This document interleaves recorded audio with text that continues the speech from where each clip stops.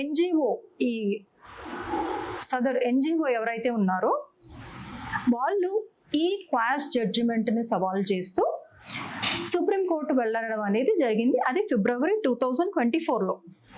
Supreme court వారు ఈ judgement యొక్క వాదనలు విన్న తర్వాత ఇందులోని కొన్ని సెక్షన్స్ గురించి, పాక్సో చట్టంలోని కొన్ని సెక్షన్స్ గురించి క్లారిఫికేషన్ ఇవ్వడం అనేది జరిగింది. ఇందులో 15 clause 1 క్లియర్గా ఏం పెనలైజ్ చేస్తుంది అంటే, ఎవరైనా ఒక వ్యక్తి తన మొబైల్లో కలిగి ఉన్న ఈ పోర్నోగ్రఫీ చైల్డ్కి సంబంధించి ఉంటే అది డిలీట్ చేయకపోయినా, డిస్ట్రాయ్ చేయకపోయినా అది శిక్షకి అర్హత ఉంటుంది. అండ్ సెకండ్ థింగ్, 15 clause 2 ఏం ఎక్స్ప్లెయిన్ చేస్తుంది అంటే, transmission and propagation of child pornography.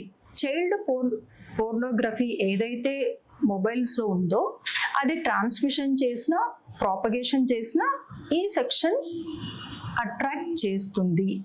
And thirdly, 15 clause 3 of POCSO act penalizes storage and position of child pornography for the purpose of commercial purposes.